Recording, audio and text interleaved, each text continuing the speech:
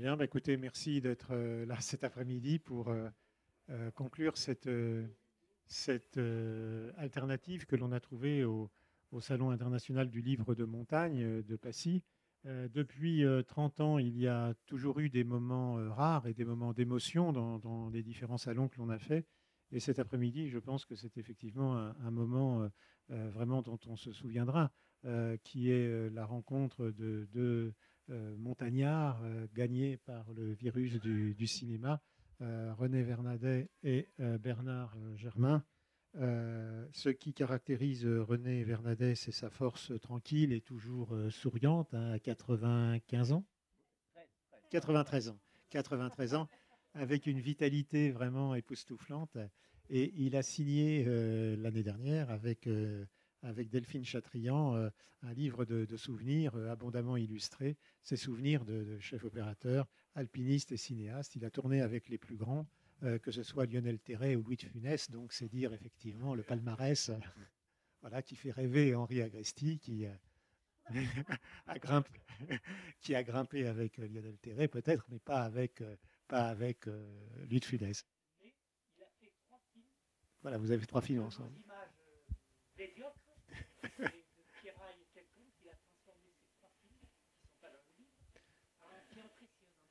En bijoux. Voilà, merci pour cette intervention. En tout cas, ce qui est formidable, c'est que René a filmé les exploits des autres sans jamais se mettre en avant, et vraiment en s'effaçant devant ses amis montagnards et en réalisant lui-même des exploits qui étaient, à mon sens, certainement aussi importants que ceux de ses amis. Vous verrez, quand vous consulterez ce livre et quand vous l'achèterez surtout, vous verrez combien il a fait des montages astucieux et extrêmement particuliers pour justement pouvoir les filmer dans les meilleures positions possibles et dans des positions vraiment toujours très, très périlleuses. Il a été vraiment tour à tour un véritable acrobate, mais aussi un véritable artiste, hein, parce que ces images sont vraiment d'une réelle beauté, et il a été vraiment un acrobate sur tous les piliers du ciel, hein, et sous toutes les étoiles du midi, hein, on peut le dire comme ça. Enfin, il a été aussi, du fait de la longévité de sa carrière, un témoin de l'évolution de l'alpinisme, parce que je pense qu'il a connu les pères fondateurs, hein, de l'alpinisme, et puis les plus jeunes, hein. Et donc, vraiment, c'est un repère dans l'histoire du cinéma et dans l'histoire du cinéma de montagne. Et puis, surtout, c'est un sage qui cueille sa jeunesse au Tibet, je pense, et dans cette philosophie qui l'inspire et qui lui donne vraiment une douceur et un bonheur de vivre et vraiment un bonheur aussi de nous régaler de sa présence et puis aussi de ses écrits. Voilà, la montagne avec lui est à la fois très lointaine mais aussi très, très proche.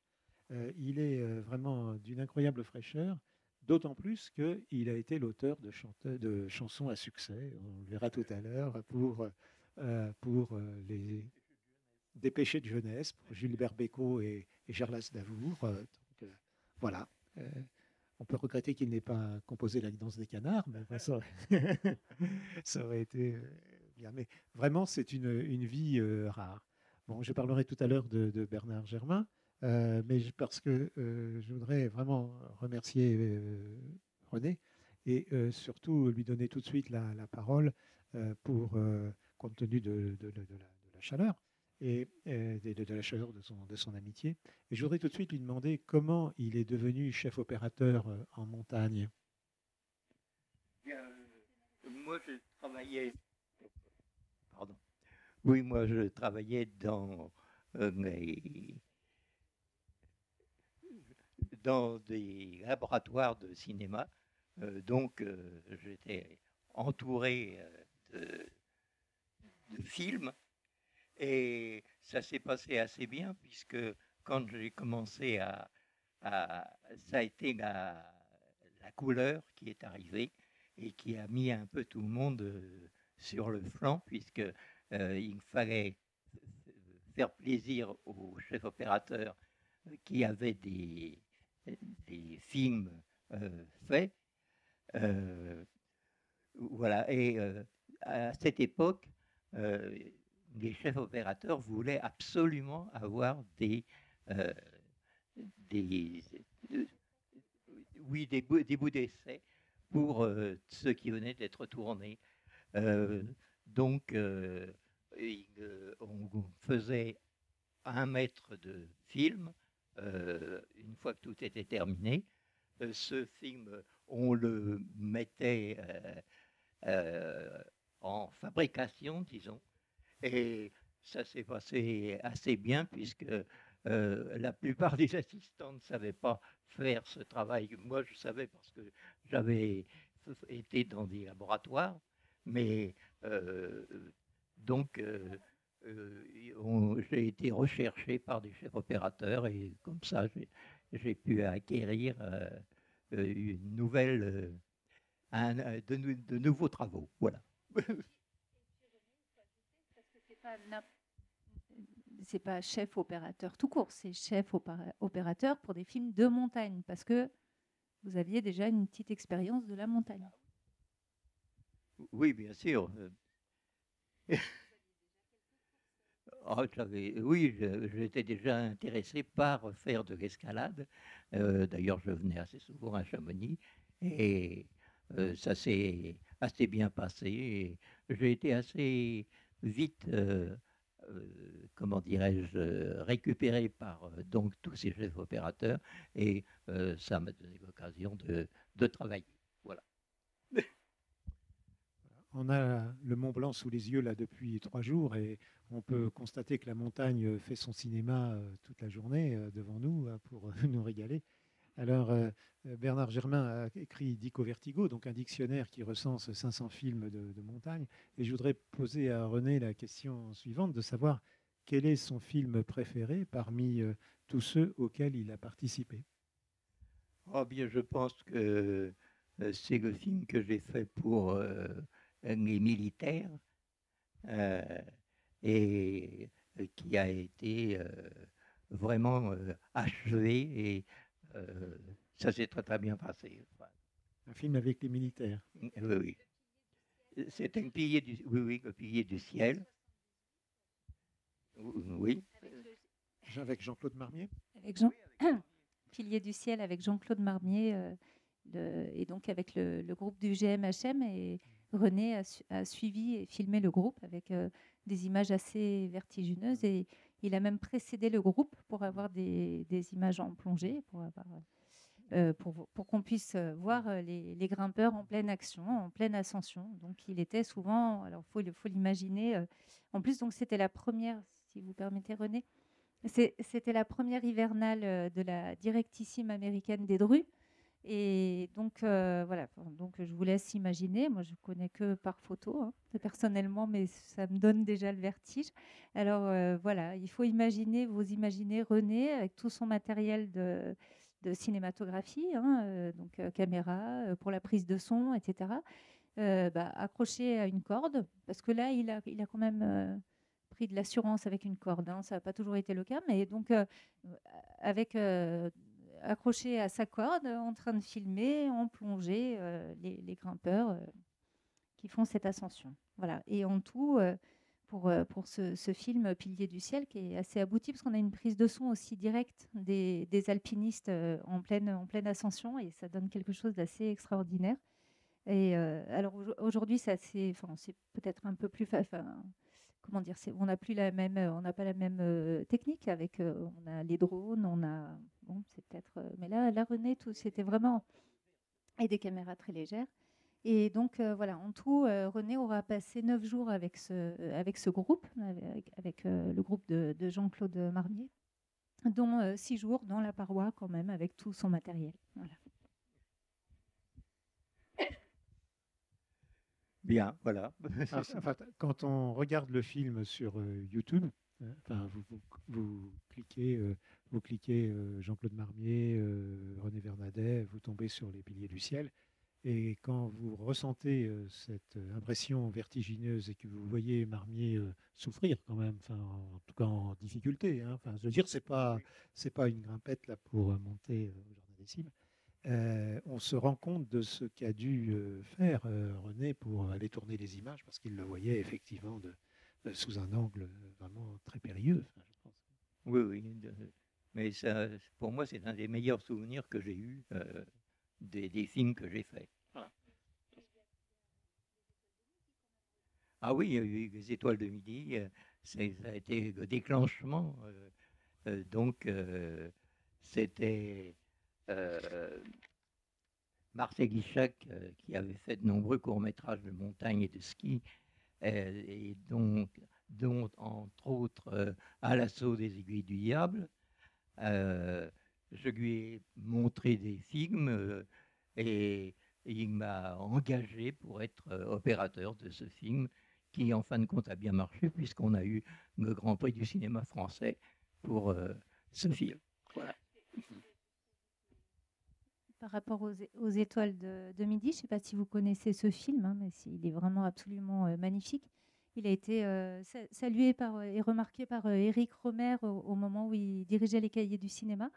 Et il a été qualifié par Éric Romer comme un véritable manifeste pour le cinéma de montagne, les films de montagne, et même pour la nouvelle vague. Parce que, effectivement, dans ce film, Marcel Ishak met en abîme le cinéma, puisqu'on a à l'intérieur du film, on a des réalisateurs et des scènes qui sont tournées et essayées. Et donc, je voulais juste ajouter une petite citation de Marcel Ishak. Donc, voilà, c'est en ces termes qu'il parle de René. Alors, Vernadet, plutôt rondelet, donne l'impression d'un pacifiste employé de bureau, impatient de chausser ses pantoufles. C'est charmant, hein. En réalité, ce physique dissimule une énergie de fer et son habileté à manœuvrer sa caméra tout en se balançant en rappel dans le vide, technique qu'il avait mise au point à l'aiguille de la République et sur la face sud de la Dent du Géant, donnait des frissons à Terray. Voilà. Donc c'est déjà un titre de gloire important. Bien, ben voilà. Et quel est votre meilleur souvenir? Oh, mon meilleur souvenir, c'est... Oui, sans doute que le Janou, qui est un film de l'Himalaya. On est allé quand même en Himalaya en 1962. On était vraiment les tout premiers à y aller. Et ce film s'est assez bien passé, puisque le chef de cette expédition, oui, c'était Lionel Terray qui avait eu de gros ennuis avant de quitter la France, il avait dévissé au Janou, au Saussois, pardon, au Saussois, et il avait réussi à convaincre de convaincre les sponsors, si l'on peut dire, et ça s'est assez bien passé puisque malgré la douleur, il a réussi à faire le sommet. Il avait 6 côtes cassées. Et c'était vraiment la première, donc ils ont réalisé la première du Janou, et avec donc Lionel Terray comme chef d'expédition, et avec 6 côtes. Donc c'était un triple exploit, celui de Lionel Terray pour ce qu'il a fait. Le deuxième exploit, c'était de le faire avec 6 côtes cassées. Et le troisième exploit, c'était celui de René qui filmait tout ça. Voilà. René, on parle souvent aussi, pardon, René, comme un très bon souvenir aussi, parce que c'est une expédition au cours de laquelle toutes les cordées et tout le monde... Toutes les cordées sont montées au sommet, ce qui est très rare d'ailleurs dans l'Himalaya. Déjà, on pense quand une cordée a déjà réussi à toucher le sommet que c'est déjà pas mal. Et donc, c'est là où on avait vraiment tout pour nous. Donc ça, c'était vos plus beaux souvenirs et vos plus belles rencontres, parce que vous avez rencontré tellement de gens, vos plus belles rencontres. Oh, oui, j'ai beaucoup apprécié les grands alpinistes avec qui j'ai eu la chance. Alors, il y avait bien sûr Terray, il y avait Gaston Rebuffa. Et Rebuffa était très intéressé très intéressant parce qu'il était extrêmement soigneux. Vous voyez quand vous voyez des images de Gaston, c'est jamais fait n'importe comment. C'est fait, au contraire, très étudié, de même que la progression dans les voix était très différente, puisque il était vraiment détaché de, de, de la paroi. Et ça, c'est assez intéressant de suivre ça. Voilà. Je vais ajouter juste quelques mots de Gaston Rebufat au sujet de René Vernadet. Donc, c'était après le tournage des Horizons gagnés, au cours duquel ils ont réalisé de très belles courses, et notamment la traversée des aiguilles de Chamonix. Alors, Gaston Rebufat s'exprime ainsi au sujet de René. En dehors de nos compagnons de cordée qui sont avec moi à l'image, mon compagnon le plus proche durant tout le film a été René Vernadet. Il a bien sûr fait toutes les ascensions présentées, sans d'ailleurs trop de difficultés, car il grimpe aussi bien qu'il filme, et il filme aussi bien qu'il grimpe. Ces images sont très belles et d'abord ont du caractère. Merci à Gaston. Et est-ce que vous avez tricoté un pull jacquard pour tourner avec Rebufat? Ah oui, ça y tenait beaucoup à sa tenue, et il me montrait largement. Mais vous en étiez dispensé. Oui, ah oui, oui. Maintenant, je pense que Delphine, qui a coécrit vos mémoires avec vous, pourrait très bien tricoter un pull jacquard pour vous remercier de cette collaboration. Et elle hésite un peu. Est-ce que vous avez tourné dans des positions toujours très, très périlleuses, très vertigineuses? Est-ce que vous avez eu peur? Je n'ai jamais eu peur en montagne, parce que je pense qu'on maîtrisait assez bien ce travail. Par contre, je ne sais plus ce que je voulais dire. Oui, par contre, alors, j'ai eu très très peur quand on m'a demandé de faire un film sur les motos de course. Parce que là, il y a des gens qui déboulent à 130 km/h. Vous avez un gars qui est sur une moto à, disons, à 60 cm de vous.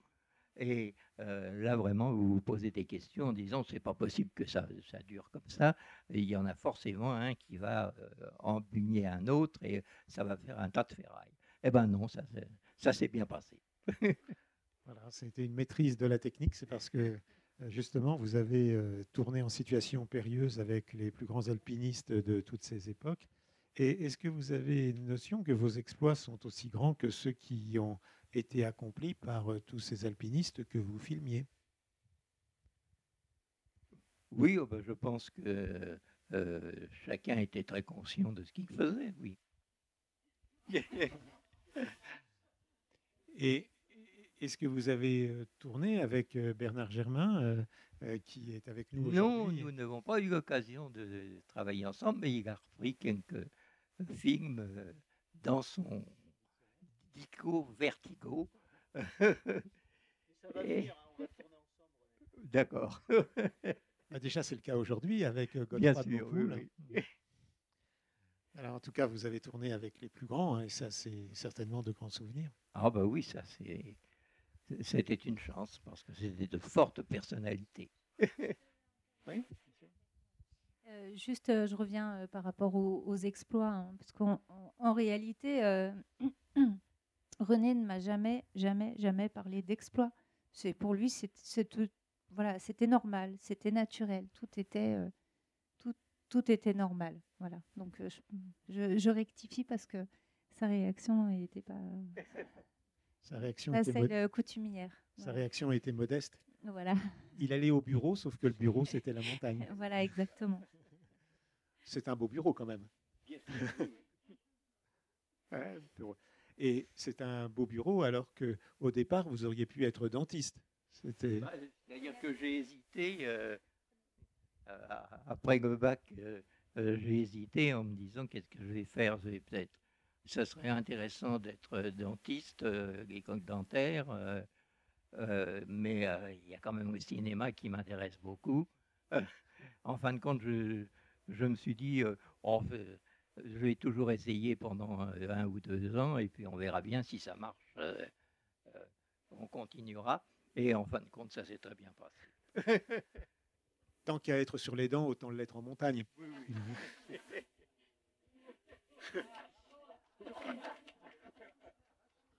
Bon, c'est dommage que vous n'êtes pas devenu dentiste parce que vous auriez eu du travail, je vous aurais donné du travail pour les semaines à venir. En tous les cas, il n'aurait pas eu une vie aussi riche et passionnante et spectaculaire, avec des ascensions de la Tour Eiffel sans assurance, des descentes première descente en rappel, le plus long, en fait, de 117 mètres depuis le 2e étage de la Tour Eiffel. Il a fallu des cordes spéciales, fabriquer des cordes spéciales aux corderies de la Seine. Hein. Pour descendre en rappel avec Guido Magnon. Et puis, bon, avec Magnon. Oui. Une corde pour l'acteur, disons. Et ça s'est assez bien passé. La première descente, j'avais mal fait les choses, notamment la caméra était en porte-à-faux. Et ça, je suis arrivé en bas complètement épuisé. Et puis mais ensuite, je l'ai fondu sous le baudrier et ça s'est très bien passé. Voilà. Parce que c'était une Eurovision, c'était pour une retransmission en direct et c'était pour les 75 ans de la Tour Eiffel. Voilà, ça c'était la deuxième fois, c'était pas la première fois qu'il réalisait l'ascension de la Tour Eiffel. Voilà. En 47, il l'avait déjà fait avec Guy Poulet, Pierre Alain. Voilà. Il s'était amusé. On avait eu une chose assez marrante. Les peintres étaient venus nous voir, les peintres de la Tour Eiffel, en nous disant mais nous, on fait ça tous les jours. Et Guy Poulet, qui était avec moi, a pris la rampe qui donne sur le vide. Et il leur a dit, il a monté en équilibre et il leur a dit, et ça vous le faites? Non, ils ne l'ont pas fait. Et puis c'est une bonne façon de couper la file des touristes et de monter sans ticket.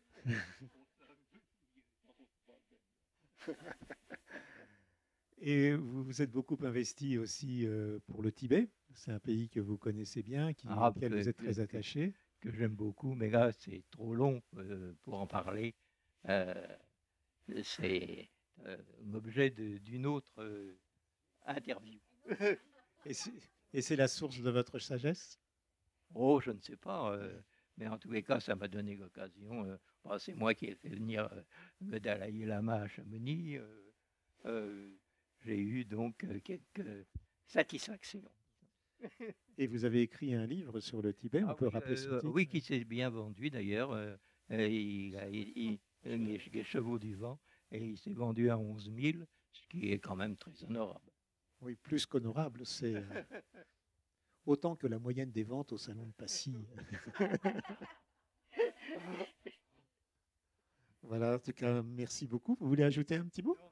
En tout cas, vraiment, on vous remercie très chaleureusement de votre participation et puis surtout de l'éclairage que vous nous avez donné sur votre métier, sur votre engagement, et surtout sur un engagement au service des autres, parce qu'ils vous doivent beaucoup, j'imagine. Ils vous l'ont bien rendu, enfin, oui. Oui. Il y a toujours une très bonne ambiance avec tous ceux avec qui je grimpais.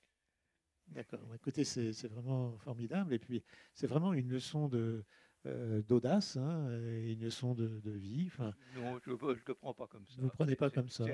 C'est un métier. Voilà. Enfin, un métier original. Oui. Un métier original qui donne du bonheur aux autres, aux spectateurs, Et ça, c'est vraiment très bien, et qui donne maintenant du plaisir aux lecteurs, grâce à Delphine Chatrian aussi, qui a co-signé ce livre, et grâce à Jacques Michel et des éditions Aesop, qui est là, et qui n'a pas eu la frilosité de publier ce livre extrêmement bien illustré, et qui nous permet de parcourir la montagne autour de notre chambre, hein, comme on le fait régulièrement en Haute-Savoie, depuis Bon-Savoie, hein, depuis quelques siècles. Et donc, c'est vraiment un plaisir de lecture. Et puis, je rappelle aussi que Delphine Chatrian, qui a co-signé ce livre, est l'auteur d'un roman policier, on peut dire ça comme ça, qui s'appelle Lunaire, et dont l'action se passe ici sur le coteau de Passy. Donc, c'est une promenade sur la route des sculptures, mais avec une intrigue policière. Et vraiment, c'est un livre qui se lit vraiment de façon très, très, très, très agréable et très rapide, dans la mesure où c'est vraiment un très bon livre, très bien écrit, avec une intrigue vraiment captivante. Donc, ben, merci. Et puisque cet après-midi est placé sous le signe de la montagne qui fait son cinéma. Oui, excuse-moi.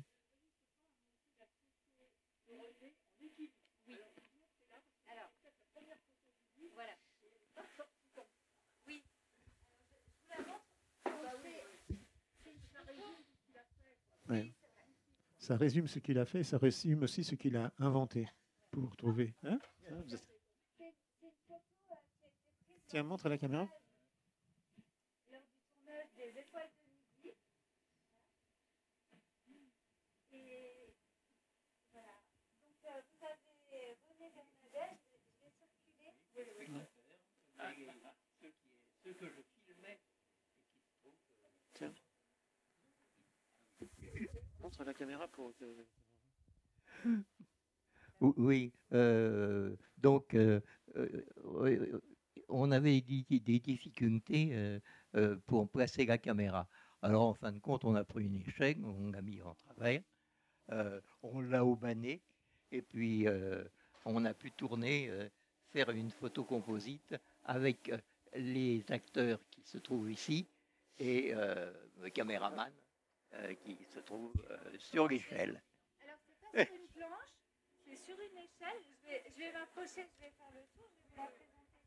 Donc on a René Bernadette qui est installé debout sur une échelle au banné à la paroi avec son trépied et l'œil dans la caméra. C'est-à-dire que tu ne fais pas trop attention à ce qui se passe autour quand même.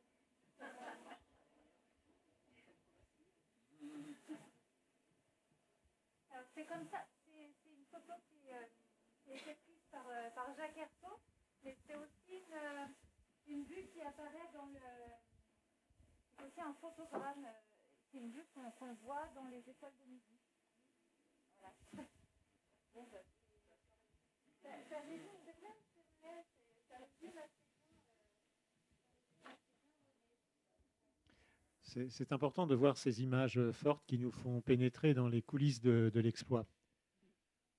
Hein, c'est vrai. Hein. Oui, oui. On n'imagine pas ce qui se passe derrière la scène. Hein.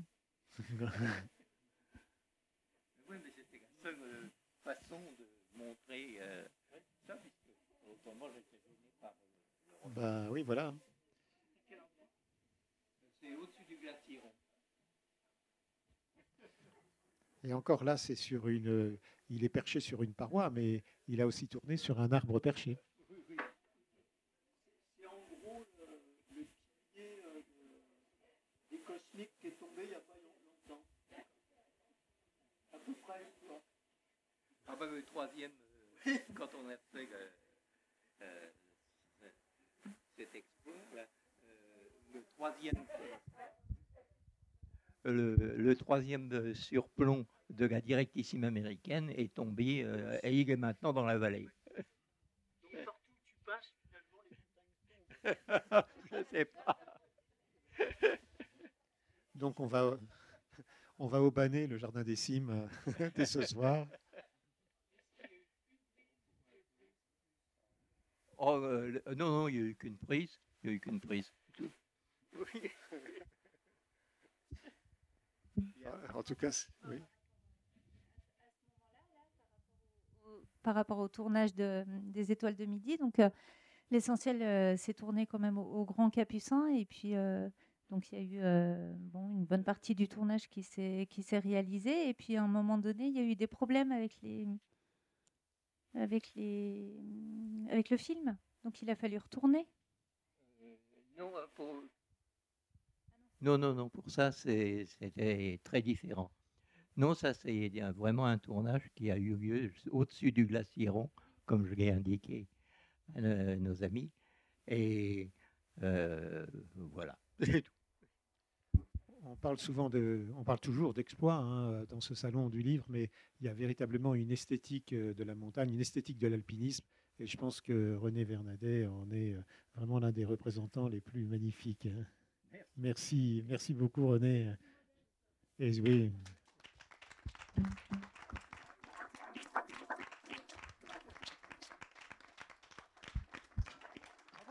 Bravo.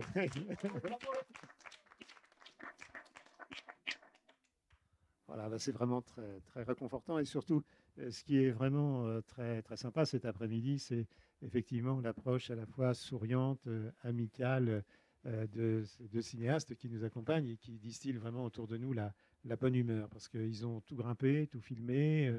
Et cette année, Bernard Germain, qui est à la fois alpiniste, un grand alpiniste, cinéaste, qui est aussi docteur de l'université de la Sorbonne et poète aussi, et qui a une œuvre à la fois poétique et cinématographique importante et guide, et,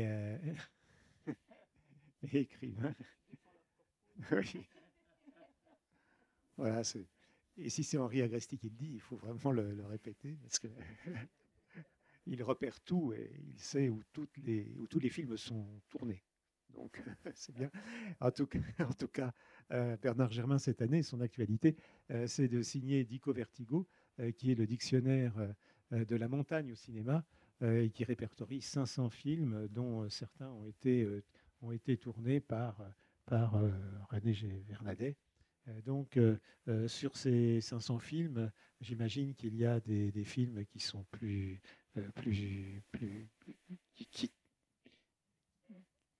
tu aimes davantage que d'autres, des films cultes qui sont...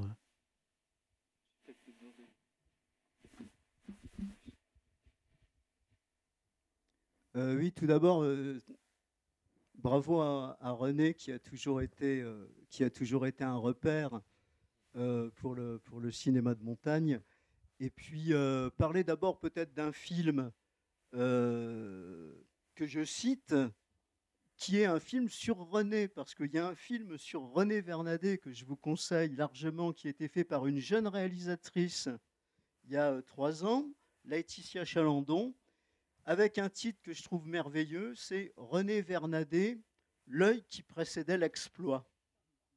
Donc c'est tout à fait ça, hein, c'est un peu le dessin de Sampé avec ce journaliste qui court devant le champion de 100 mètres et qui lui demande comment faites-vous pour courir si vite. Et ça, c'est véritablement René en montagne. Bon, évidemment, quand on le voit sur la plateforme, là, c'est impressionnant, mais il y a tous ces moments où il a passé dans la grande solitude d'un relais où on l'avait laissé tout seul pour pouvoir filmer ceux qui partaient grimper et dont on allait montrer l'exploit.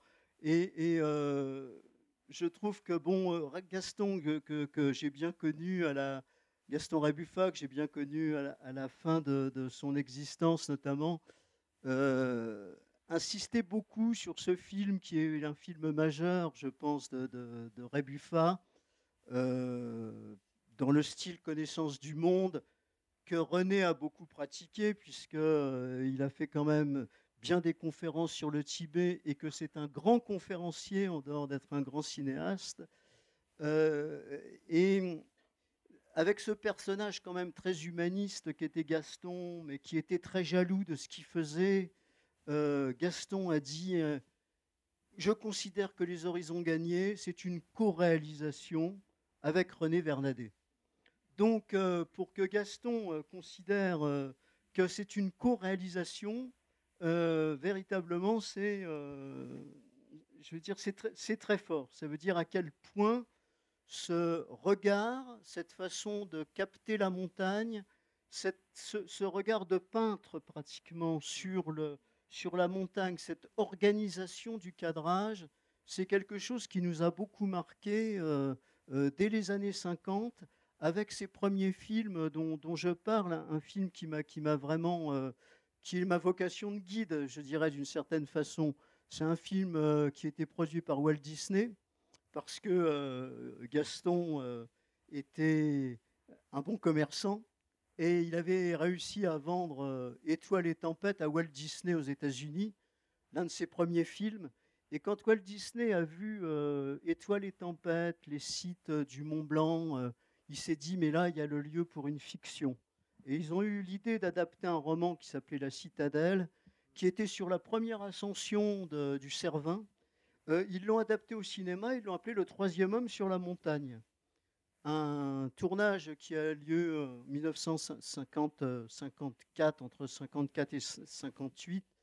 Et au générique, on a évidemment pratiquement comme co-réalisateur, c'est un film de Anakin, réalisateur américain, mais on a au générique conseiller technique et pratiquement co-réalisateur de toute la partie montagne Gaston Rébuffat, dans les chefs opérateurs Pierre Terrasse, mais surtout on a un jeune assistant, c'est René Vernadet.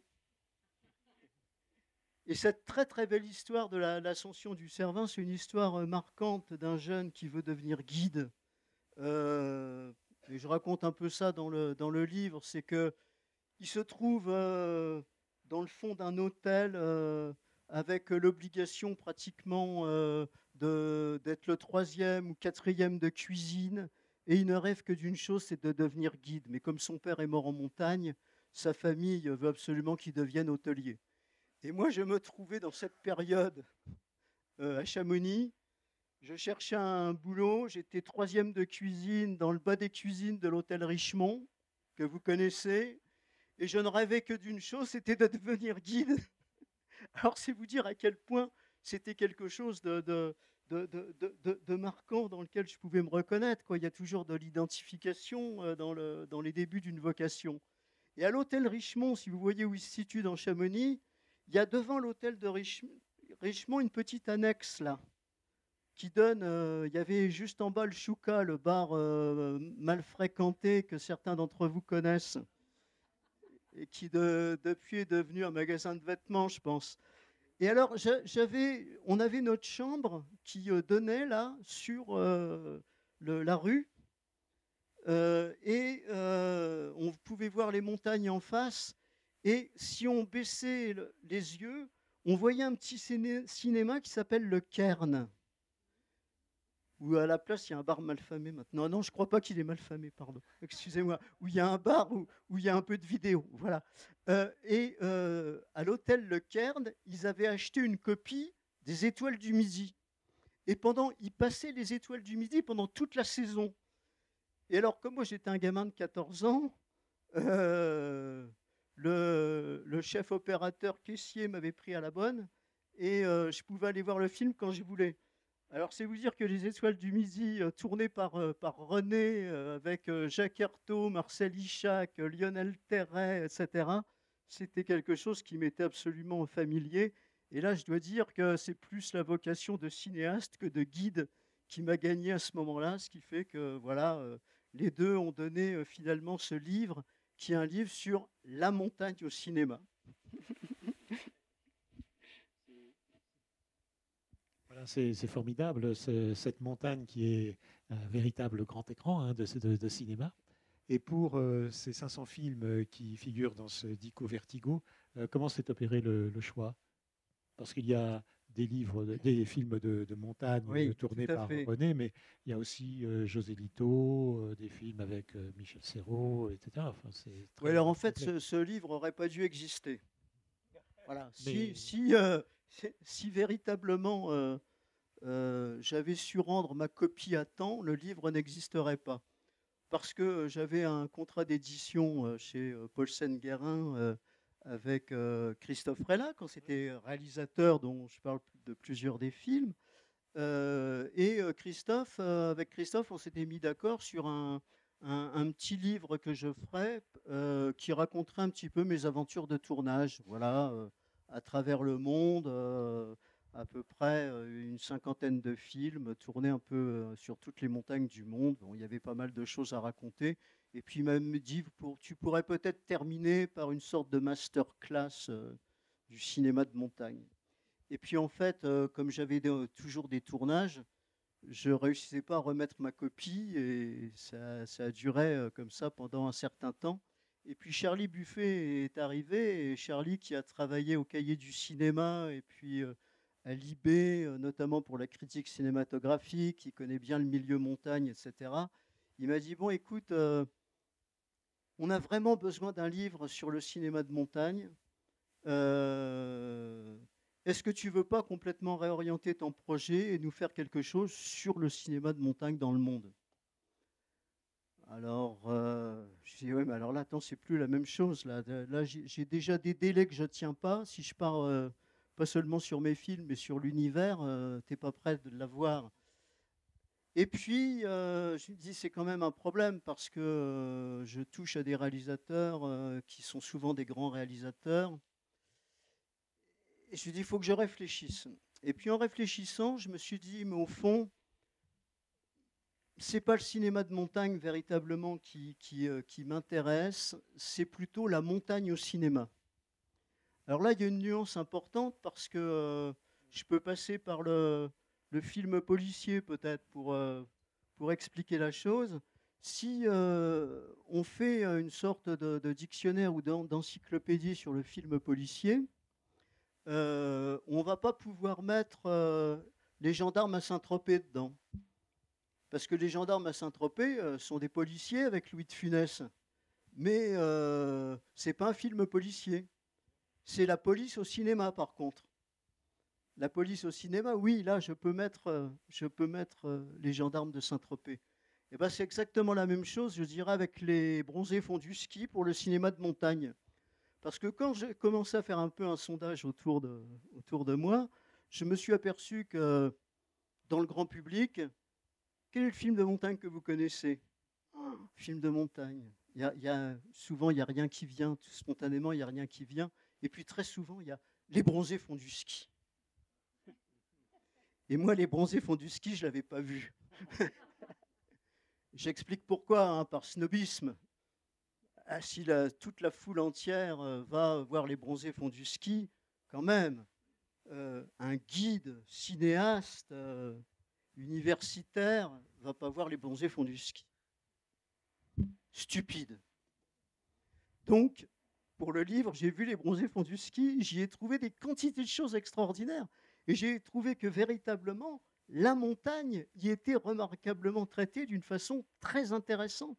Et que sur le plan sociologique, ce qui se passe entre tous les acteurs des bronzés font du ski, c'est formidable. Ils ont tous été l'équipe du Splendide dans le même lycée à Paris, au même moment. Ils se sont mis à faire du théâtre ensemble, avec l'argent de Rousset-Rouard, qui était les parents de l'un d'entre eux. Rousset-Rouard, c'est celui qui avait aussi produit Histoire d'eau, qui a participé aux Angéliques, etc.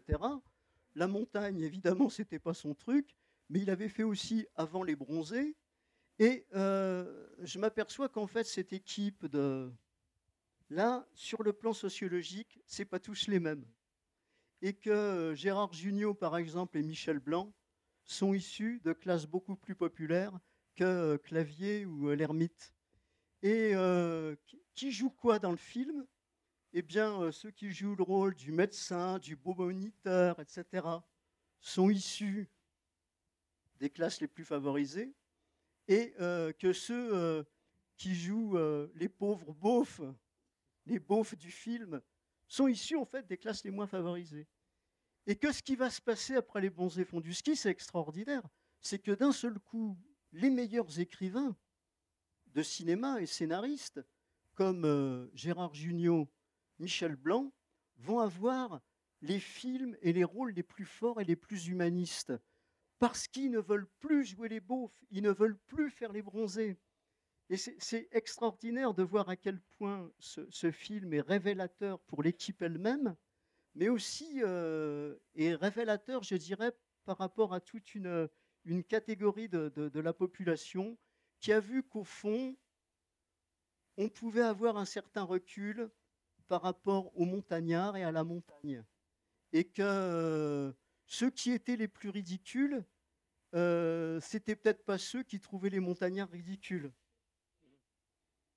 Et que finalement, d'une certaine manière, ils ont su rire à leurs dépens. Et je dis, mais les bronzés, mais ça mérite son succès. Bien sûr, ça peut devenir une mythologie de la montagne au cinéma. Bien sûr, ce n'est pas du cinéma de montagne en soi. Voilà. Alors voilà comment j'ai approché cette question de telle façon à essayer, à partir de recherches, de voir comment la montagne était traitée par un ensemble de grands réalisateurs.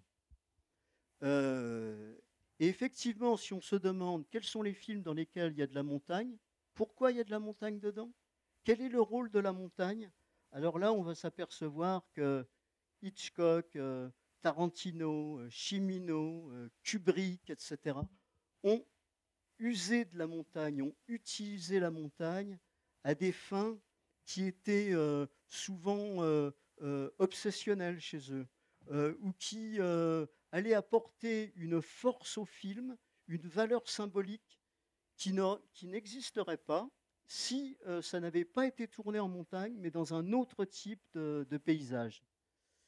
Voilà comment, finalement, de quelques films, je suis arrivé à 500 films. J'ai utilisé en partie un catalogue qui avait été fait par le musée de Turin au démarrage.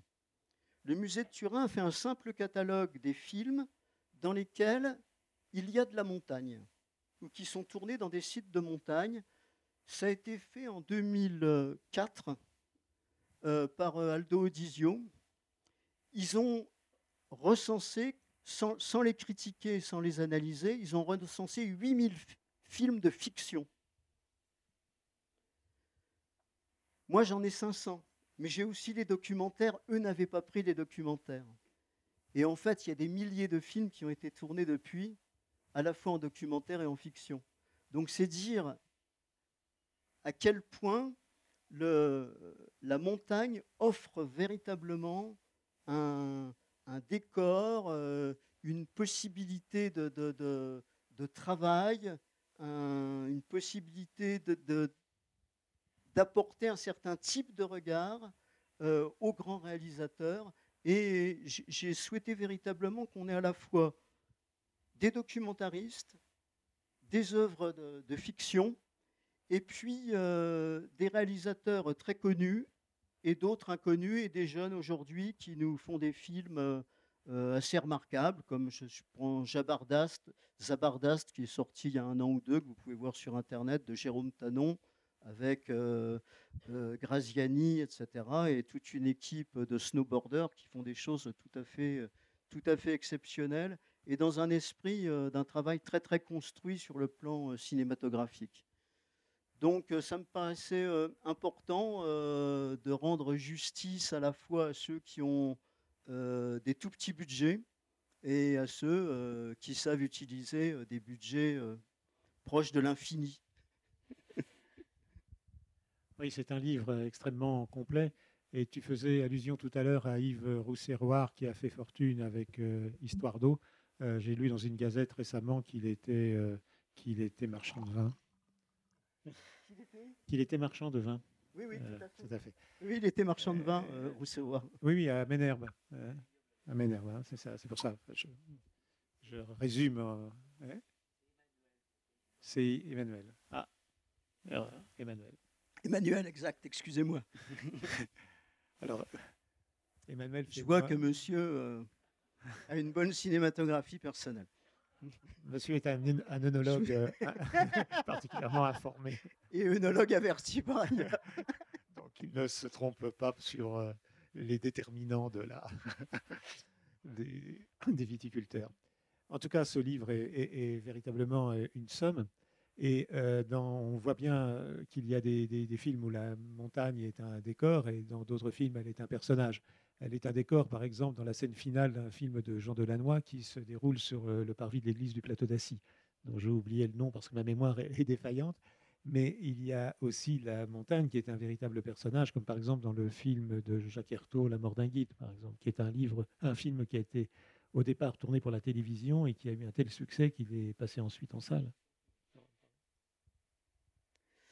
Oui, bon, je voudrais tout d'abord dire que quand même, parmi des films qui datent déjà de quelques années et qui nous sont chers, il y en a un qui est La femme de Denali, et finalement, la femme de Denali est parmi nous, Isabelle Agresti, René Vernadet voilà, qui a mis en forme, qui a créé le petit bijou, et Henri, dans la première ascension d'une très très très longue arête sur le mont Foraker, la femme de Denali étant le mont Foraker en fait, puisque vous savez que le McKinley a été débaptisé, qui s'appelle maintenant Denali, et la femme de Denali, c'est Menlal, qui avait été baptisée Foraker, voilà.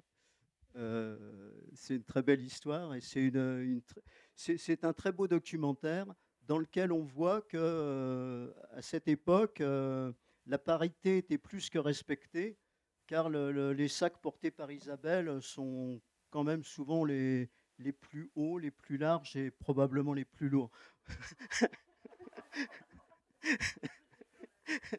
J'ai retenu ça en revoyant le film il n'y a pas très longtemps. Je me suis dit, ben voilà, oui, la parité, ça n'est pas d'aujourd'hui.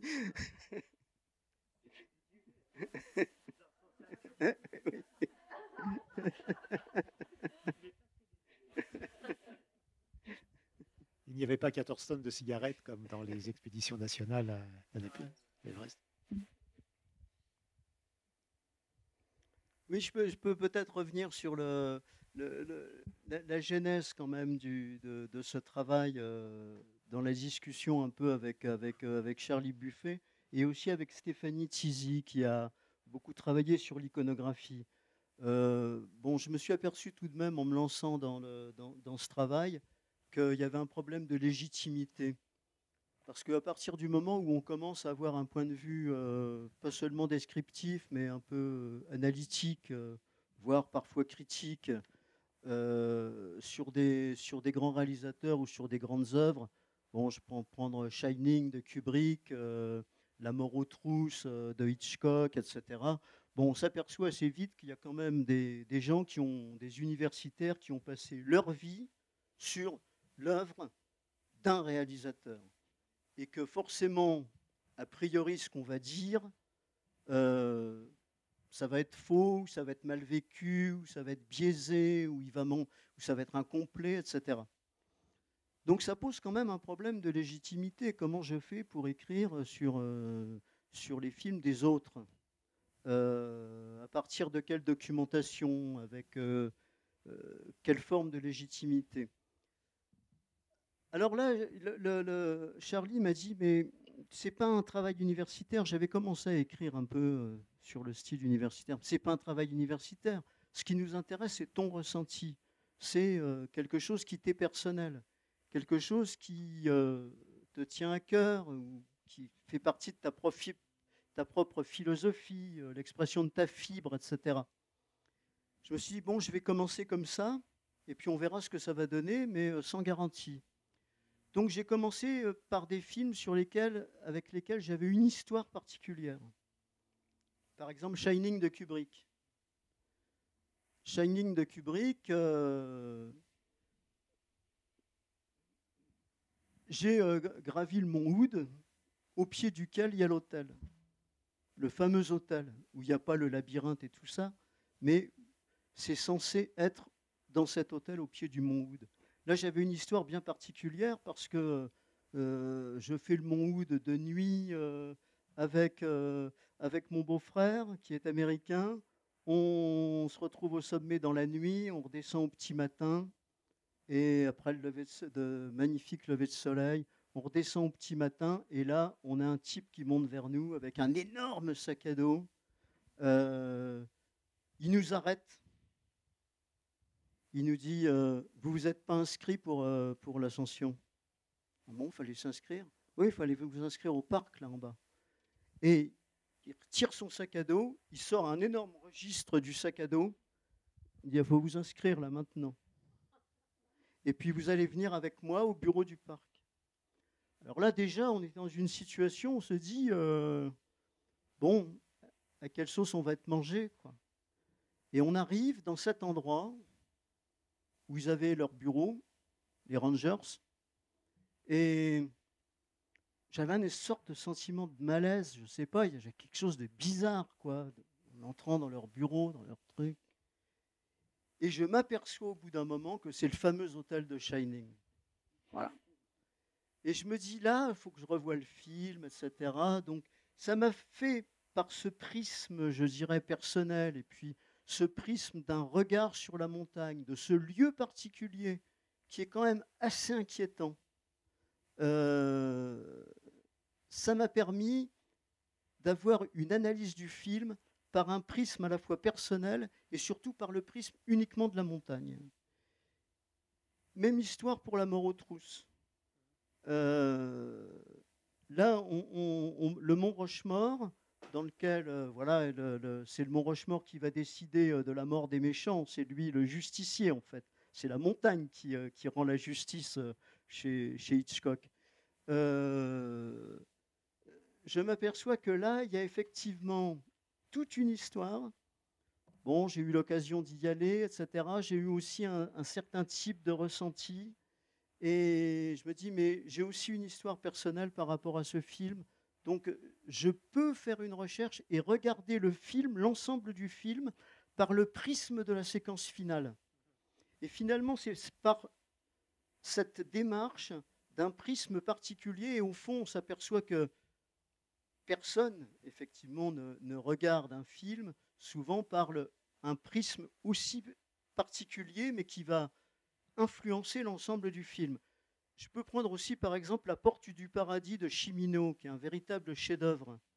La Porte du Paradis de Cimino, qui se passe dans les grands espaces américains, dans le Wyoming, avec toujours la montagne qui est pratiquement inaccessible, parce qu'elle est toujours cachée par de la poussière, par de la fumée. Donc c'est le lieu où les migrants voudraient pouvoir s'installer, mais qui leur est refusé. Et ça influence considérablement en fait l'ensemble du film. C'est parce que cette grande nature vierge dans laquelle ils pourraient vivre peut-être heureux, mais qui leur est rendue inaccessible par les éleveurs qui sont déjà en place, c'est ça qui va influencer considérablement un type de regard qu'on peut porter sur le film. Et ça ne serait pas la même chose s'il avait été tourné dans les grandes plaines, c'est évident. Donc voilà un peu comment progressivement les choses se sont construites à partir d'histoires personnelles, de souvenirs personnels, de recherches universitaires aussi.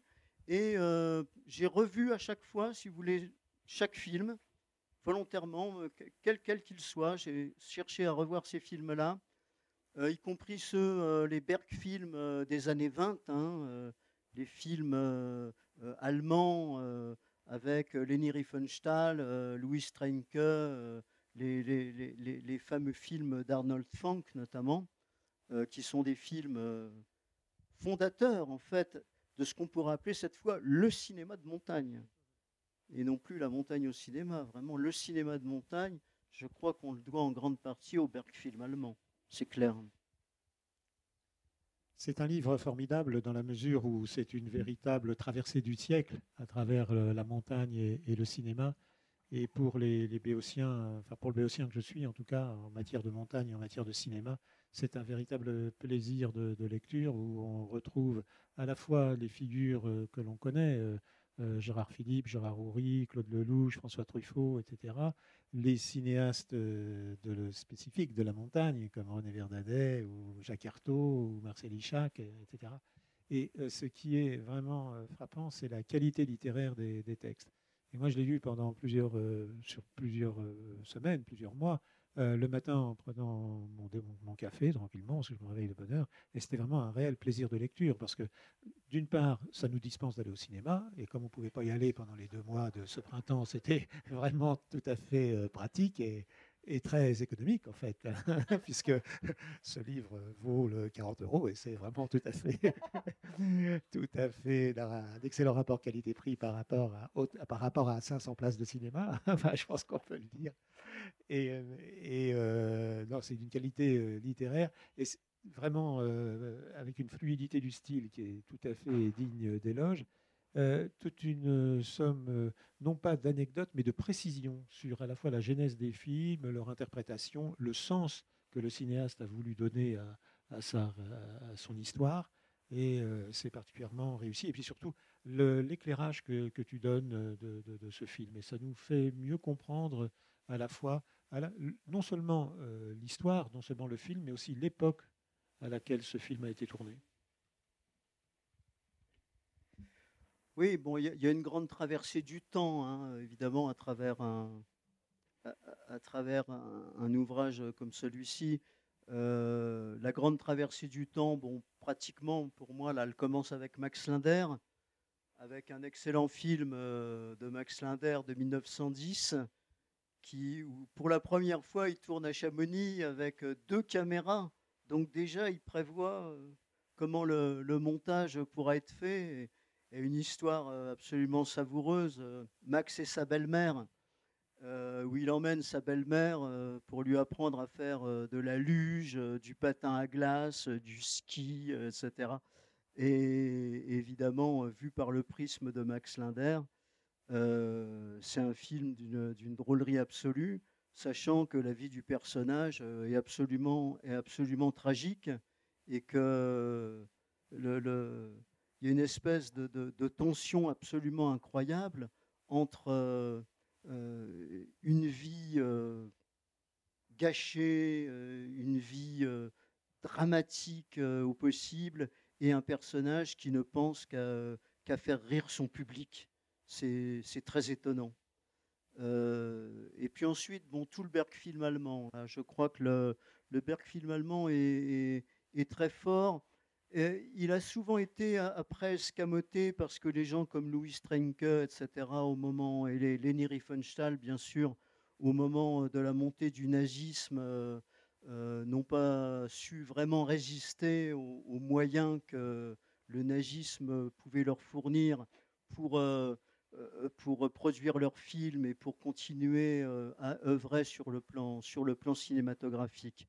Alors qu'Arnold Fanck, qui les avait formés, Arnold Fanck avait formé à la fois Leni Riefenstahl comme comédienne, mais elle était très intelligente, Leni Riefenstahl, elle avait su regarder comment les films se faisaient et surtout récupérer toute l'équipe technique ensuite d'Arnold Fanck, qui ont tourné notamment au moment des JO de 1936. Et ce travail d'Arnold Fanck n'a pas été récompensé puisque lui, au fond, n'a pas voulu profiter des largesses que pouvaient lui donner Hitler ou Goebbels. Et il a fini bûcheron. Voilà, il a été... Donc, c'est une carrière cinématographique qui a été évidemment brisée par les circonstances politiques et par la guerre. Mais quand on revoit La Montagne sacrée, 1925, il y a une poésie extraordinaire dans ce film, et en même temps, tous les procédés, toutes les figures de style qui seront utilisées par les meilleurs documentaristes après. Par exemple, il y a des effets de montage sur des sauts à ski pendant des compétitions de ski dans la montagne sacrée qui seront repris par Lelouch, Reichenbach, etc. au moment des tournages des Jeux Olympiques de 1968 à Grenoble. On retrouve véritablement les grandes figures de style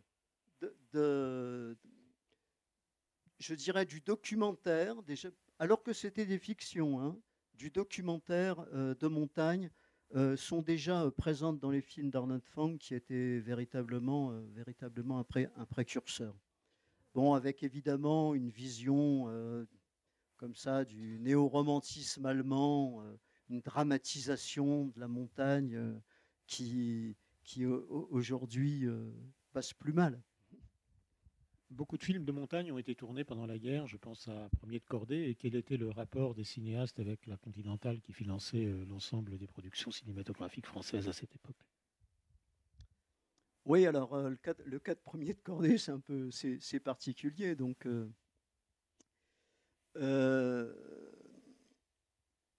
alors on dit, pour Premier de Cordée, apparemment, il semblerait qu'une grande partie de l'équipe technique de Premier de Cordée a essayé d'échapper au service du travail obligatoire, au STO. Donc, ils sont partis sur leur fuge du couvercle, sur leur fuge du requin, etc., de telle façon à ne pas être réquisitionnés. Et là, ils avaient effectivement une sorte de blanc-seing pour le tournage. D'autre part, Premier de Cordée, il faut bien voir que ça correspond quand même dans son idéologie, à ce qui était une partie du travail famille-patrie sous Pétain. Hein, c'est quand même la paysannerie de montagne, il y a un certain rapport à la nature, c'est un certain rapport au corps, etc. Donc tout ça n'était pas répréhensible au moment du pétinisme. Et alors il semblerait que Frison Roche ait eu un rôle un peu particulier, c'est que il était assez proche de Jean de Vichy, mais assez proche d'autres qui étaient dans la résistance au niveau du Vercors. Et à un moment donné, ce balancement a fait qu'il a dû prendre le maquis. Et il semblerait que la première de Premier de Cordée, il l'ait vue dans une salle de cinéma en Isère, depuis la cabine de projection, alors que c'était une séance qui était faite pour les officiers allemands qui étaient en bas et lui était recherché par la police allemande. C'est ce que raconte la légende. Il a eu un rôle actif dans la résistance et il a écrit un très beau livre, Les Montagnards de la nuit, sur cette époque. Alors, dans ce Dico Vertigo, c'est un dictionnaire amoureux de la montagne au cinéma. Forcément, dans ce type d'ouvrage, il y a des omissions, volontaires ou pas. Et s'il y a des exclus, est-ce qu'il y a un Dico des refusés? Non, il y a eu surtout des choix parfois douloureux. Alors je dirais qu'il y a eu parfois des refusés, mais qui étaient dus au fait que je tenais à ce que la plupart des films puissent être encore visionnés. Voilà. Donc l'un de mes critères, c'était de savoir si le lecteur pourrait retrouver les films quelque part.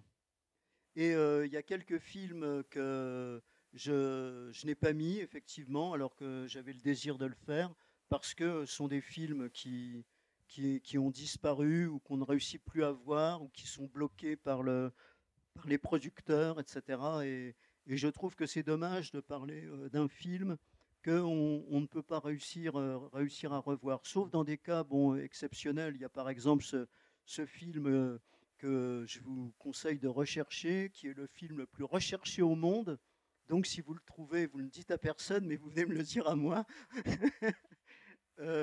C'est The Mountain Eagle, qui est le premier film d'Hitchcock et qui est un film de montagne. Et on a une photo du tournage de ce film dans le livre avec son épouse. Mais le film a disparu et on n'en a absolument aucune trace.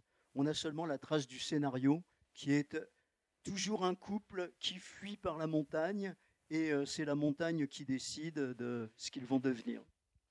J'ai cherché deux films, La bataille du Télémark ou La bataille de l'eau lourde. Enfin, il y a eu deux films sur le même sujet, je crois. Et puis La montagne magique pour la bataille du Télémark.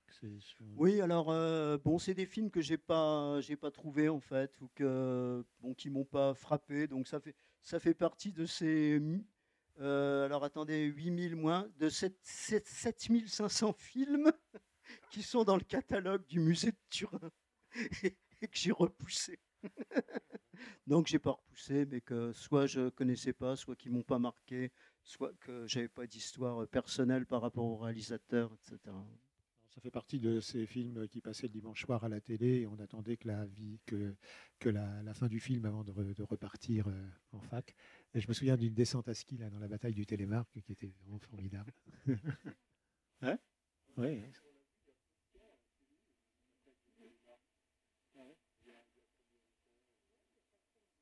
Ah oui. Oui, Bon, c'est bien, hein, c'était un beau film. Hein, ça mettait tome 2. C'est pour le tome 2. Je le note. Pour le tome 2, donc qui sera préfacé par Jean-Marc et qui par conséquent deviendra un best-seller par hasard. Oui. Vous auriez des questions à poser à Bernard sur Ce sera le film 501, je vous le promets. le film bonus.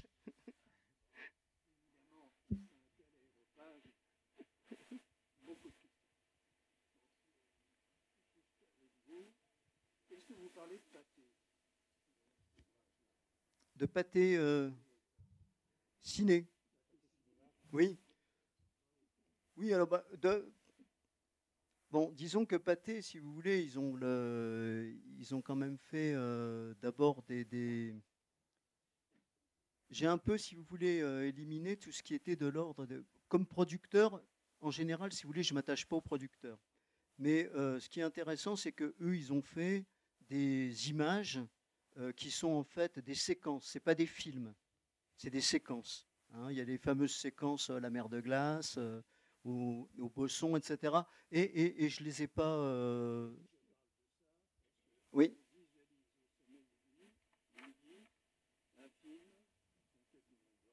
Oui. Oui, oui, oui, oui. Oui.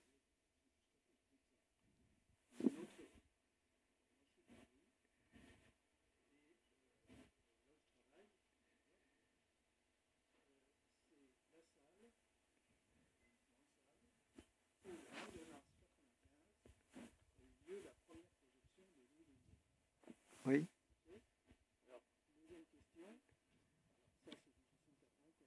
Oui, oui. Est-ce que, bien avant le début du cinéma de montagne, Oui. est-ce que Louis Lumière se serait intéressé Ah oui, mais ils ont fait le. Il y a une. Il y a un comment un film qui a été fait sur l'ascension du Mont Blanc. Oui, bien sûr, oui. Oui, oui, oui.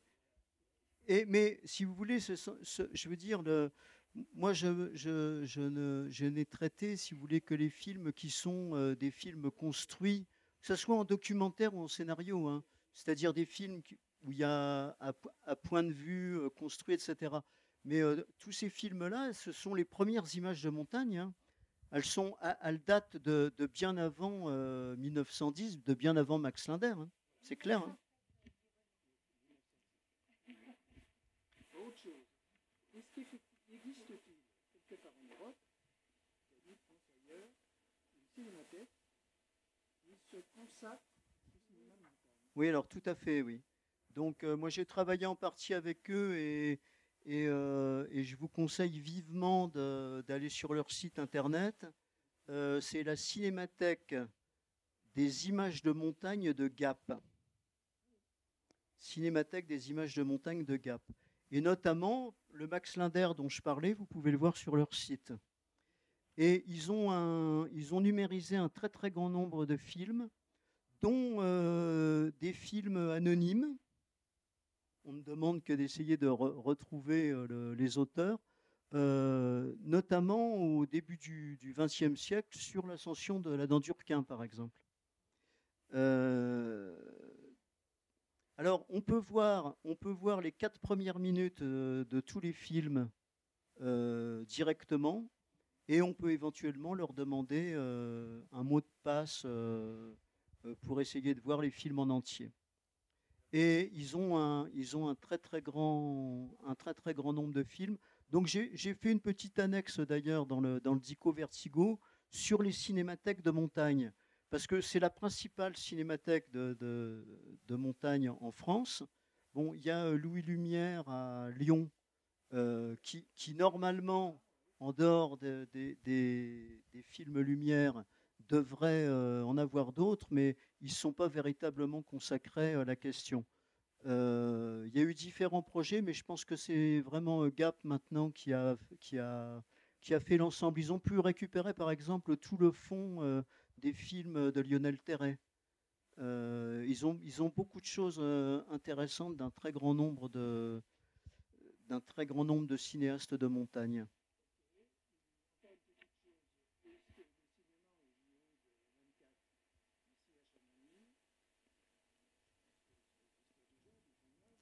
Oui, au musée de Turin. Oui, au musée de Turin. Au musée du Duc des Abruzzes de Turin. Alors eux, pareil, ils ont une très importante cinémathèque européenne du cinéma de montagne. Et notamment, Turin, ils ont récupéré un très grand nombre de films d'Arnold Fanck et de Louis Strenke. Ils ont fait d'ailleurs plusieurs ouvrages sur Louis Strenke. Donc là c'est aussi un centre de ressources important pour le cinéma de montagne.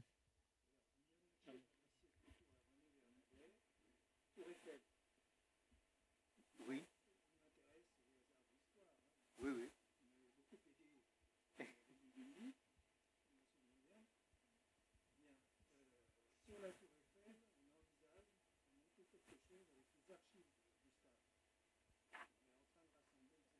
Ah ouais. Si j'ai bien compris. Les archives vivantes de la Tour Eiffel, c'est vous. Vous m'avez compris. Voilà. Oui, oui. Non, on les a. Oui, bon, mais quand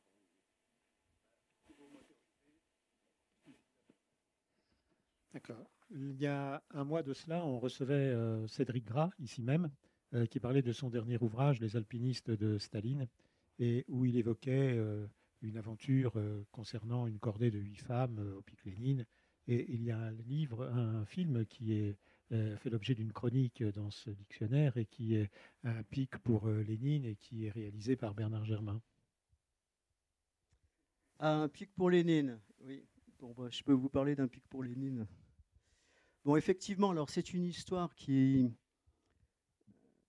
en 1974, en fait, j'ai eu l'occasion, voilà, avec une équipe d'alpinistes et de guides français, d'être invité par la Fédération soviétique d'alpinisme à ce qu'ils appelaient le camp Pamir, au pied du pic Lénine, qui fait 7134 mètres, c'est l'un des hauts sommets du Pamir. J'ai eu l'occasion d'être invité à un rassemblement international d'alpinisme pour le 50e anniversaire de la mort de Lénine, ce qui n'était pas rien.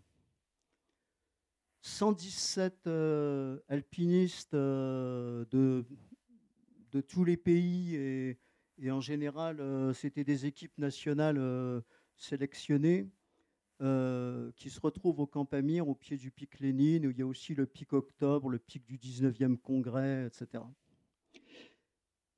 Et là, il se passe des choses assez curieuses. On arrive avec notre groupe de copains. On était très entraînés parce qu'on avait passé, avant de partir, plus de 15 jours au refuge des Cosmiques, à faire des voies entre la Dent du Géant et le Mont Blanc. Donc on était très acclimatés à l'altitude. Dès qu'on arrivait sur place, on a repéré qu'il y avait une première à faire sur le pic Lénine. On est vite parti dans la voie et moins d'une semaine après le départ de France, on était au sommet du pic Lénine, qu'on a ensuite descendu à ski après une deuxième ascension du pic Lénine par la face nord, ce qui était la première de la face nord du pic Lénine. Voilà une belle histoire de film de montagne à raconter. Sauf que Ce qui s'est passé dans cet intervalle, c'est qu'il y a eu plusieurs tempêtes et un tremblement de terre. Tremblement de terre, des Américains prennent une chute de sérac dans le pic du 19e congrès. Il y en a un qui disparaît, les autres restent près de leur tente en n'ayant plus de chaussures, plus de piolets, etc. Donc on est parti en sauvetage. Les soviétiques nous ont demandé de partir en sauvetage. On est parti en sauvetage, l'équipe française et les fameux tigres des neiges, les léopards des neiges, pardon, qui sont ces alpinistes russes qui ont fait au moins 3-7 000.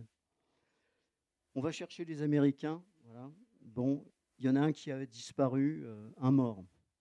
En même temps, le tremblement de terre fait disparaître 3 Estoniens dans le pic Lénine.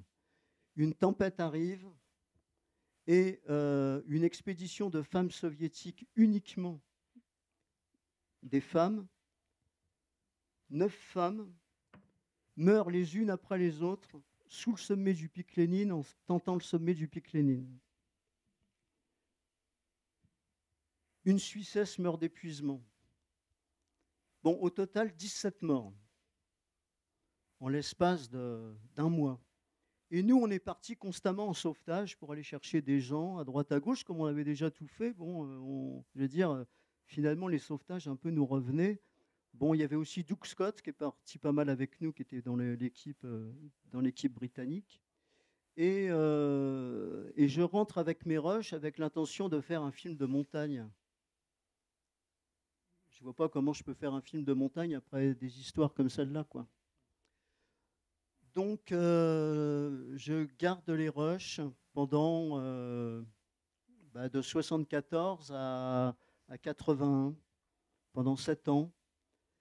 Et puis, arrivent les Jeux Olympiques de Moscou. Et tout le monde se demande si on doit aller aux Jeux Olympiques de Moscou parce que par les routes du pic Lénine, les Russes sont passés avec les chars pour envahir l'Afghanistan.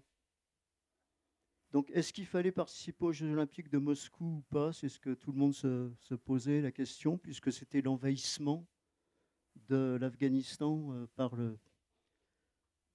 les Russes. Donc, je me dis là, il faut que je fasse un film. Donc, j'ai repris tous les rushs que j'avais, y compris Jean-Paul Zoinon, qui était dans l'équipe grenobloise, m'avait fourni une copie du film que les Russes avaient fait sur la mort des femmes. Et je me suis demandé, le film russe disait qu'en fait, c'était un accident de la nature, quoi. Jamais on n'avait vu des tempêtes aussi importantes et que c'est à cause de ces tempêtes-là qu'elles étaient toutes mortes.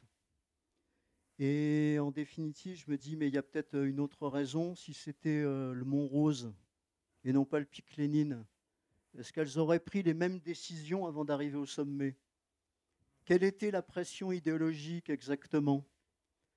Le fait qu'il y ait la médaille Lénine, que nous, on soit tous là tout autour de cette expédition de femmes, à les regarder pour dire elles vont réussir, elles ne vont pas réussir, etc. L'ensemble de ces pressions-là, pour moi, fait qu'à un moment donné, je pense qu'elles n'ont pas pris les bonnes décisions.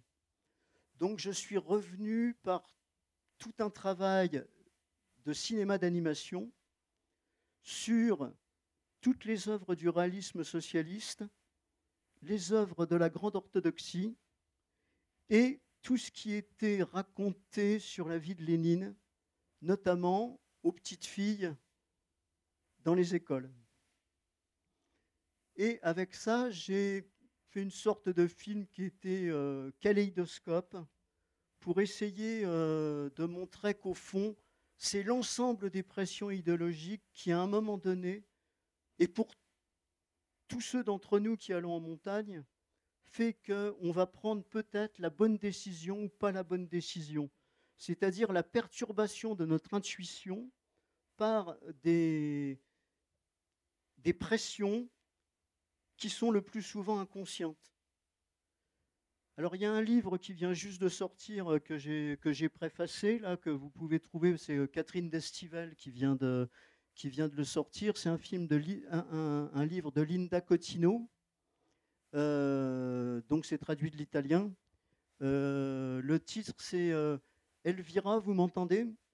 Alors ici, Elvira, vous m'entendez?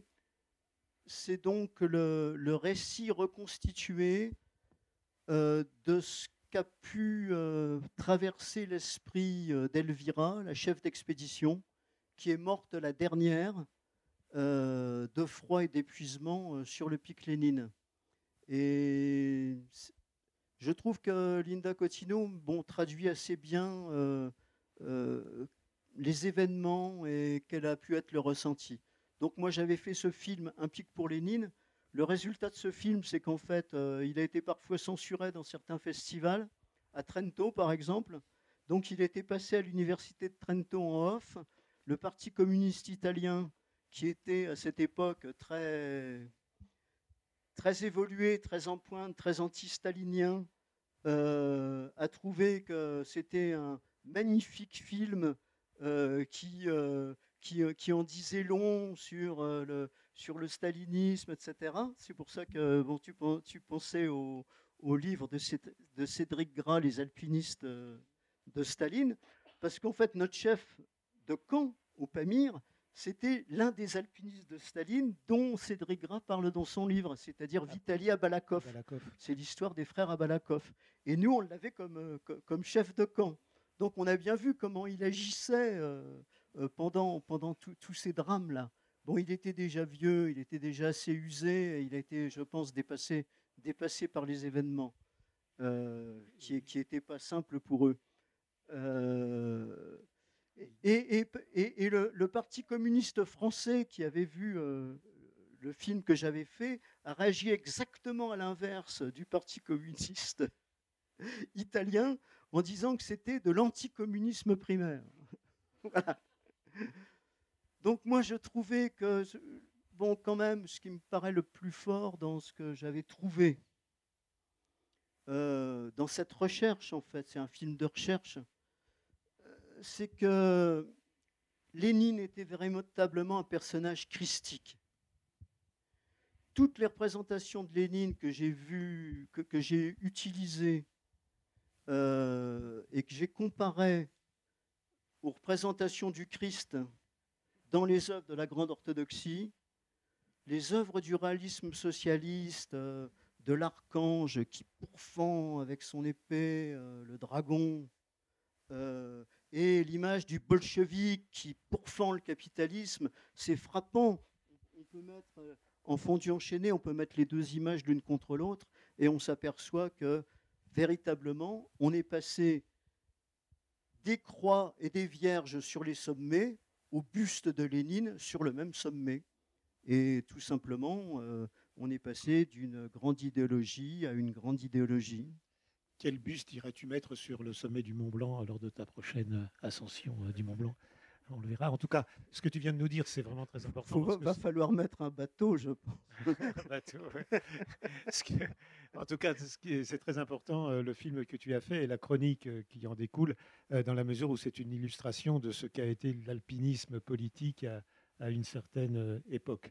Et je dois dire qu'aujourd'hui, les problèmes sont réglés parce que Lénine est à Chamonix, sous la plume de François Garde, et en tête de gondole dans les meilleures librairies, puisque notre ami, qui est le fondateur de ce salon, a commis un recueil de nouvelles qui est publié aux éditions Guérin, Paulsen. Voilà. Tout à fait. Décidément, Lénine revient au grand galop. Hein. Oui, c'est... Oui, 3 livres cette année. Oui. 3 livres sur... oui, c'est peut-être beaucoup. Le 3e Ah oui, Elvira, les alpinistes de Saline. François Garde. François Garde, ouais, et Henri Agresti en prépare un 4e, peut-être.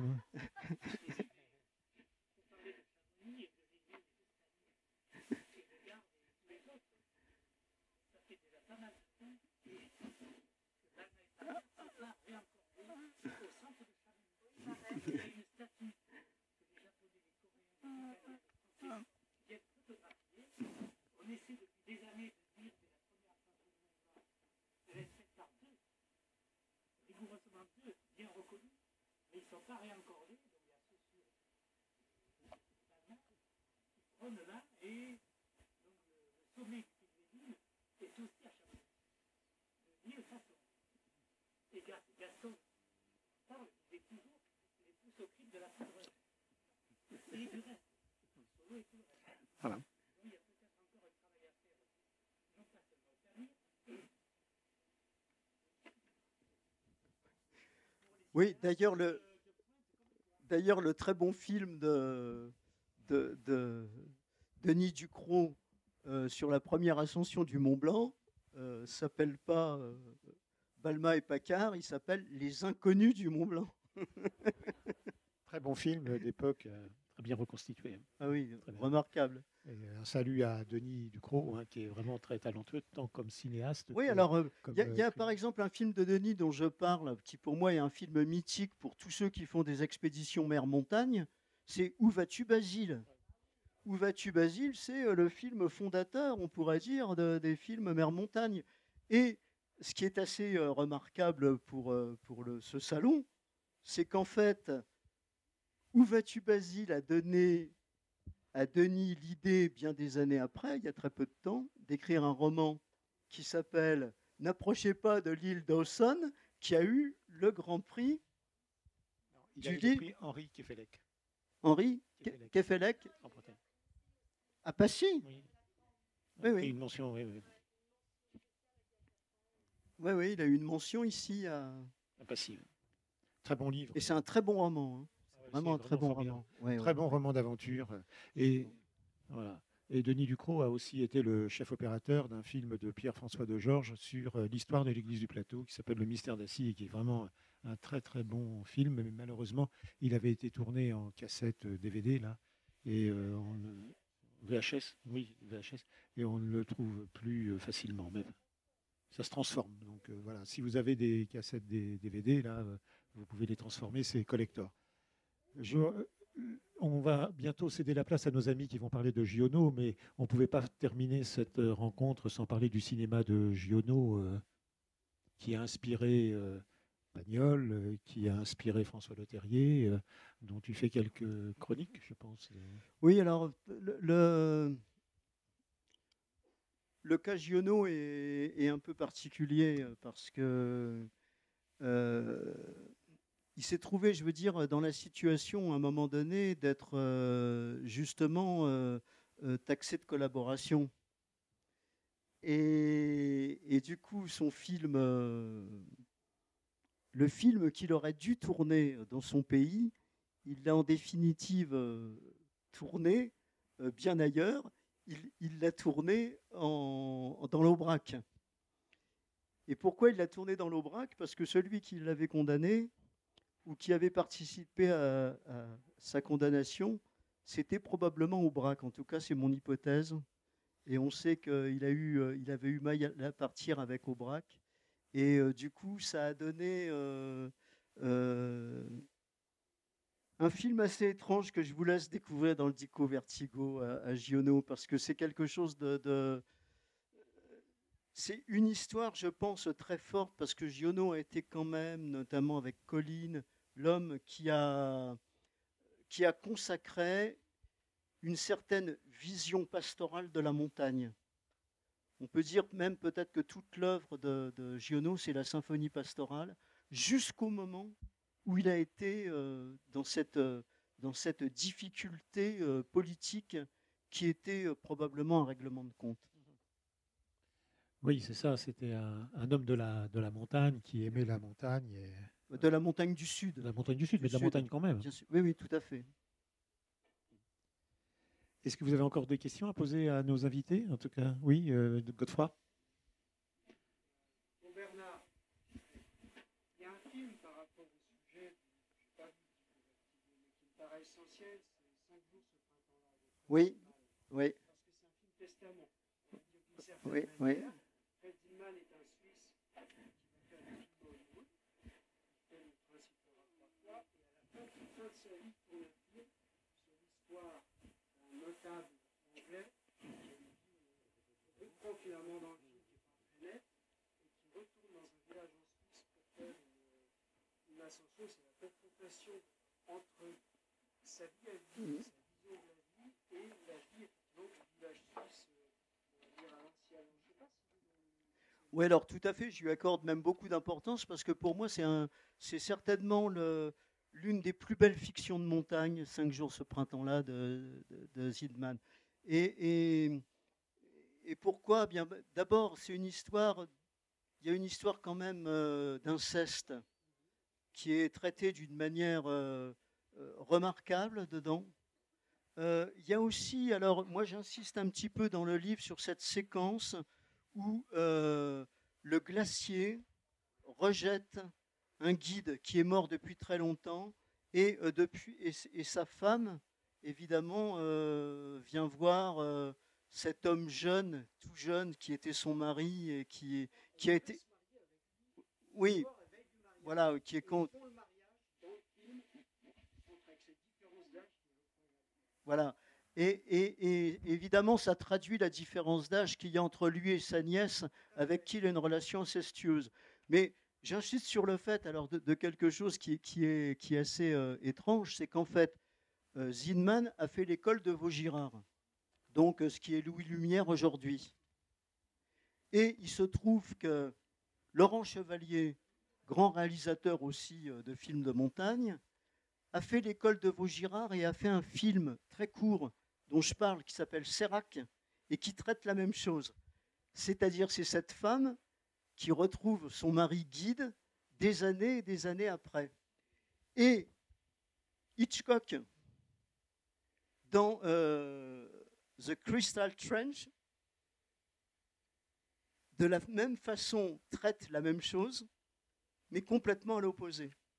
C'est-à-dire que quand le mari est rejeté du glacier, eh bien, on s'aperçoit qu'en fait, il avait trahi son épouse. Et c'est une sorte de pivot comme ça, cette idée de la montagne qui garde la mémoire des choses et qui un jour nous rend la mémoire de ce que ça a été. Et ça me permet quand même de conclure avec un film que je n'ai pas mis dans le Dico Vertigo parce qu'il est sorti en même temps que le livre. C'est La Cordillère des songes de Patricio Guzman, le réalisateur chilien. C'est un documentaire. Il y a un documentaire de lui dont je parle qui est sur le même registre, qui s'appelle Nostalgie de la lumière. Et dans les deux films, on voit à quel point la nature a la mémoire de ce que les hommes ont fait. Et que c'est la nature qui sait, il suffit qu'on l'interroge, et elle sait exactement ce que nous avons fait. Ah, évidemment, ce qui préoccupe Patricio Guzman, c'est ce qu'on a pu faire aux hommes du temps de la dictature de Pinochet. Mais je vous conseille les 3 films de Patricio Guzman qui sont des documentaires d'aujourd'hui d'une force absolument incroyable, où la nature et la montagne est traitée comme le personnage qui sait. C'est Nostalgie de la lumière, Le bouton de nacre et La cordillère des songes qui vient de sortir. Et je dirais, voilà un documentaire qui a la force de ce qu'on trouve dans une fiction comme 5 jours ce printemps-là de Zinman. Merci de nous avoir lancés sur ce très très grand film. Avant de laisser la place aux amis de Giono, dont ce sera la dernière conférence, donc ils auront tout le temps, je voudrais chaleureusement remercier Bernard Germain et René Vernadet qui nous ont montré combien les prisonniers de Cordée endossaient le rôle de héros, tout simplement parce qu'ils avaient des compagnons de route qui les suivaient, caméra au point, et pour effectivement nous ouvrir sur une vaste cour, une cour de givre et de soie, qui est une cour également de mystère et de beauté. Et ça, c'est grâce à vous. Et vraiment, on vous remercie très chaleureusement de nous avoir réveillés à votre art et de nous avoir vraiment rafraîchi la mémoire cet après-midi. Merci beaucoup.